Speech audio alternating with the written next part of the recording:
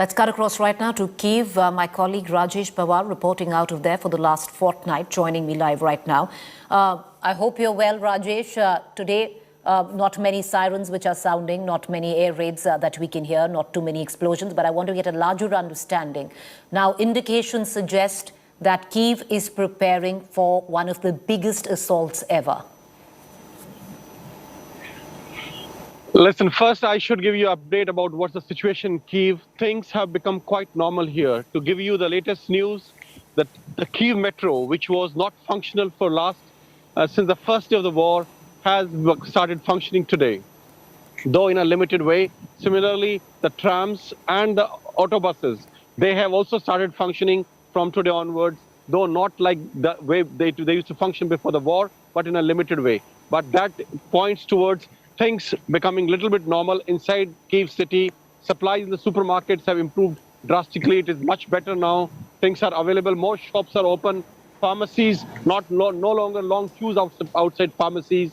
So situation in Kyiv as of now, inside the Kyiv city, is becoming almost normal, without people, without so much traffic, of course. As far as bracing up for the attack is concerned, of course, the attack which everybody thinks is imminent, the Russian army, the Ukrainian army, the Ukrainian militia is preparing for that. But there is another side to it.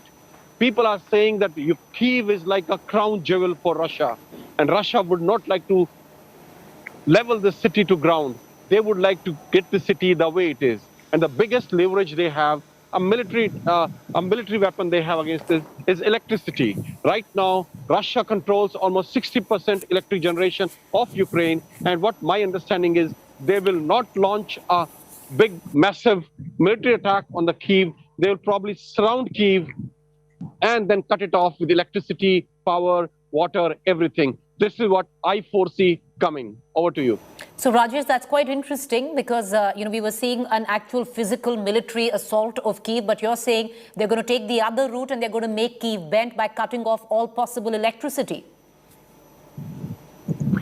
Yes, because if like we have been seeing, they are already in control of 2 nuclear power plants. 50% of Ukraine's energy comes from there. And besides this, they have a control of hydropower plant now. My understanding is that because Russia considers the city to be very important, they would not like to level out the city by bombing and by air raids. My understanding is after controlling all the suburbs around it, they will surround the city and then will wait for either talks or for a surrender. Over to you. So what we are looking at, as per your understanding, is heavy military action in the outskirts and the satellite towns of Kyiv. We are seeing it in Irpin, we are seeing it in Bucha. But what you seem to understand right now, that kind of military action, in all probability, will not take place in the capital, which is Kyiv. Absolutely. I mean, I feel that kind of destruction, which we have witnessed in the last 12 days in many cities, probably Russia would try its best to avoid that.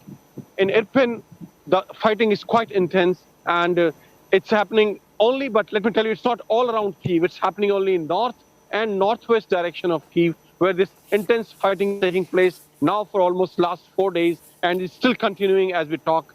But I do not see a large-scale air raid and missiles falling all over on Kyiv once the offense for the Kyiv starts. There is a big probability that it will never happen. Either diplomacy will win somewhere, there will be some solution, a middle way, or probably they will the city, they'll cut it off from everything and then force them to surrender. Over to you. Rajesh, what was the main reason for maybe Russia not to use the kind of brute military force where Kyiv is concerned? Because in any case, Russia has been saying they don't want an invasion, they don't want to occupy Ukraine. See, this is a big metropolis. It's a big city, biggest city of Kyiv, and it has the origin of the Russian Empire. The Rus, it is the birthplace is Kyiv. The Kyiv Rus was the birthplace of the original Russian Empire, and which then extended towards east, and then slowly Moscow became more important than Kyiv, and then the center of the entire Russian Empire was Moscow and not Kyiv. But Kyiv still holds a lot of importance for Russians and Ukrainians from historical point of view, from cultural point of view, and a lot of sentiments are attached to this city. So in my opinion, it will be the last resort for Russians to level out the city with bombings and air raids and all that kind of stuff. Rajesh, what kind of pressure do you see Russia putting on Kyiv by cutting off all power? See, this is a cold country. Like temperatures in the night goes up to -6, -10, and sometimes in the past years have gone up to -30 also. So it's a cold city. It requires electricity to survive. It requires heating and water.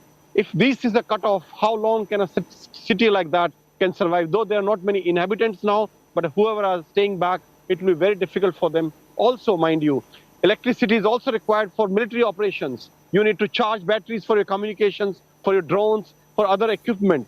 So, and once it is surrounded and it is cut off, I think Russia would like to take that way, even if it takes a little longer, rather than leveling out the city by air raids or by bombing it. Over to you. Rajesh, you talk about diplomatic, inroads being made. Till now, we've seen 3 rounds of talks. We really haven't seen much come out of that. What do you see change there? Look, if you remember, I have told this, I have predicted it 3 days back, that Turkey will also play an important role. Besides India, France, this third country which is trying to somehow mediate in this whole conflict is Turkey. And I said this 3 days back, that probably next round of talks will be held in Turkey, which will be taking place now between the foreign ministers of Ukraine, Russia, and Turkey in the coming next 1 or 2 days. And how is Turkey going to help? See, Turkey has its own kind of strained relations with, though it's a member of NATO, North Atlantic Treaty Organization, but it had its own strained relations when it bought this S-400 missile system from Russia, and America wanted to put sanctions on Turkey because it was also a partner country in the production of F-35 aircraft, the latest, most modern aircraft, which NATO was jointly developing and producing. Turkey was an important player in that because some parts were manufactured in Turkey.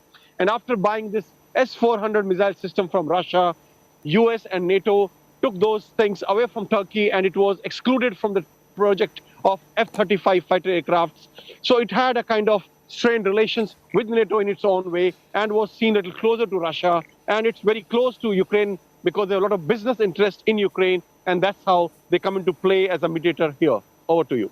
All right, Rajesh, it's a very interesting line of diplomacy that you're exploring there. We don't know whether it's actually going to reach fruition where Ukraine is concerned. But my colleague Rajesh giving us insight that what we might see right now in Kyiv is maybe not a full-on military operation. That is what Ukraine is sounding off because they are saying that Kyiv is actually bracing for the worst military operation. But my colleague Rajesh on ground says that there could be other ways of putting immense pressure on the capital for it to cave in. We're going to keep a keen eye on developments there. Appreciate Rajesh for joining us.